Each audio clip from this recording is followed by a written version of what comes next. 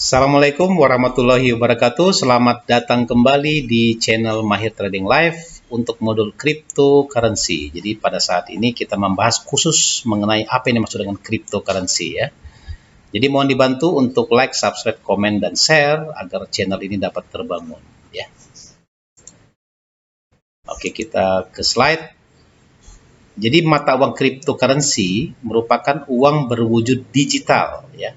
Jadi nggak ada bendanya yang memungkinkan setiap orang untuk mengirimkan nilai yang di dalam dunia digital.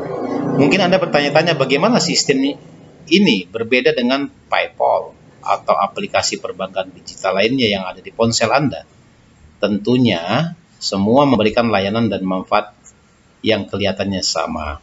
Mengirim uang ke teman, membeli dari website kesukaan Anda, namun keduanya sangat berbeda ya. Nah, ini contoh-contohnya ya, ini Bitcoin, Ethereum ya, ada Solana, ada Shiba dan lain-lainnya.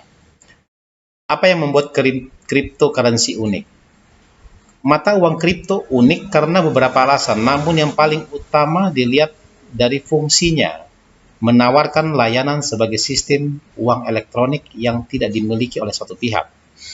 Mata uang kripto yang baik bersifat terdesentralisasi. Tidak ada bank sentral atau sekelompok pengguna yang dapat mengubah aturan tanpa mencapai konsensus.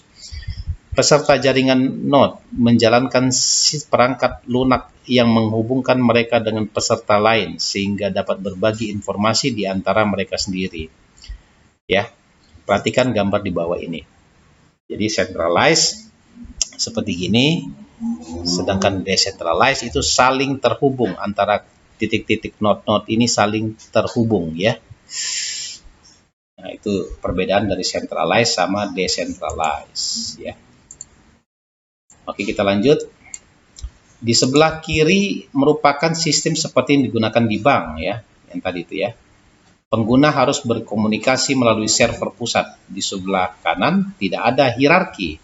Node saling berhubungan dan menyampaikan informasi antara mereka. Desentralisasi jaringan mata uang kripto membuatnya tidak dapat ditutup atau disensor. Sebaliknya, untuk melumpuhkan jaringan terpusat, Anda hanya perlu merusak server utama. Jika bank menghapus database-nya dan tidak memiliki cadangan, akan sangat sulit untuk menentukan saldo penggunanya. Di dalam mata uang kripto, node menyimpan salinan database. Nama-nama bertindak sebagai server sendiri. Jika satu node offline, peer-nya akan tetap bisa mendapat informasi dari node-node lainnya. Mata uang kripto berfungsi 24 jam sehari, 365 tahun, dapat mentransfer nilai di mana saja di seluruh dunia tanpa campur tangan pihak perantara. Inilah sebabnya mengapa kita sering menyebutnya permissionless. Siapapun yang memiliki koneksi internet dapat mengirimkan dana ya. Mengapa disebut cryptocurrency? Istilah cryptocurrency berasal dari kata kriptografi atau kriptografi bahasa Indonesianya dan cryptocurrency atau mata uang ya, digital. Ini karena mata uang kripto menggunakan banyak teknik kriptografi dalam mengamankan transaksi antar pengguna. Apa itu kriptografi public key? Kriptografi public key mendasari jaringan mata uang kripto. Inilah yang diandalkan para pengguna untuk mengirimkan dan menerima dana.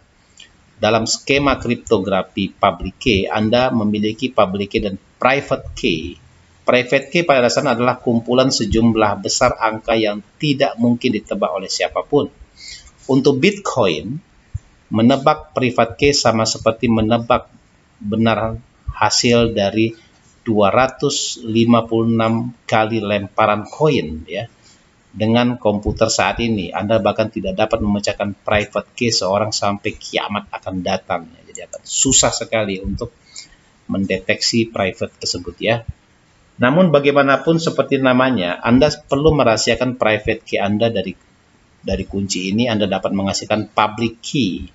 Public key yang bersifat publik dapat dengan aman diberikan kepada siapapun. Sangat mustahil untuk merekayasa ulang public key untuk mendapatkan private key Anda. Anda juga dapat membuat tanda tangan digital dengan menandatangani data dengan private key Anda. Ini dapat dianalogikan dengan menandatangani dokumen dunia nyata. Perbedaan utamanya adalah bahwa siapapun yang bisa mengetahui dengan pasti apakah tanda tangan dengan tersebut valid dengan membandingkannya ke public key yang cocok. Dengan cara ini, pengguna tidak perlu mengungkapkan private key mereka, tetapi masih dapat membuktikan kepemilikannya. Dalam mata uang kripto, Anda hanya dapat membelanjakan dana jika memiliki private key yang sesuai. Saat melakukan transaksi, Anda mengumumkan ke jaringan bahwa Anda ingin memindahkan mata uang. Pengumuman dalam bentuk pesan transaksi yang ditandatangani dan ditambahkan ke database mata uang kripto atau blockchain. Seperti yang disebutkan sebelumnya, Anda membutuhkan private key untuk membuat tanda tangan digital. Dan karena siapapun yang dapat melihat database, setiap orang dapat membuktikan apakah transaksi Anda valid dengan memeriksa tanda tangan. Siapa penemu cryptocurrency? Selama bertahun-tahun Anda sudah berada upaya untuk menghadirkan skema mata uang digital. Seperti mata uang kripto yang pertama adalah Bitcoin yang berhasil pada tahun 2009. Diciptakan oleh seorang dan sekelompok orang yang menggunakan nama samaran Satoshi Nakamoto. Hingga hari ini identitas sebenarnya masih belum diketahui. Bitcoin melahirkan sejumlah besar mata uang kripto berikutnya, beberapa bertujuan untuk bersaing dan yang lain untuk mengintegrasikan fitur yang tidak tersedia dalam Bitcoin.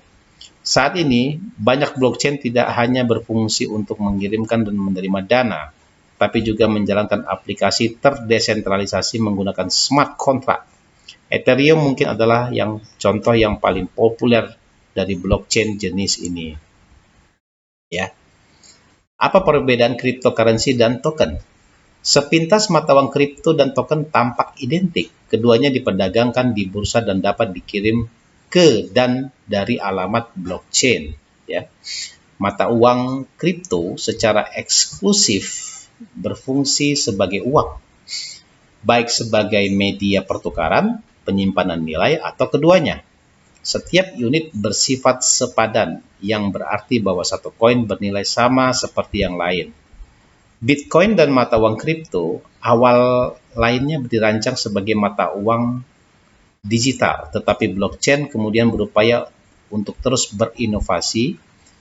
Ethereum misalnya, tidak hanya menyediakan fungsi sebagai mata uang, tetapi juga memungkinkan pengembang atau developer untuk menjalankan kode atau smart contract pada jaringan terdistribusi dan menciptakan token untuk berbagai aplikasi terdesentralisasi. Nah, ini cryptocurrency, ini tokens ya. Itulah perbedaannya tadi kita sebutkan. Token dapat digunakan seperti mata uang kripto, tetapi lebih fleksibel. Anda dapat mencetak jutaan token yang identik atau hanya beberapa dengan sifat unik. Token-token ini dapat berfungsi sebagai apa saja, mulai dari tanda terima digital yang mewakili sebuah saham di perusahaan hingga poin loyalitas.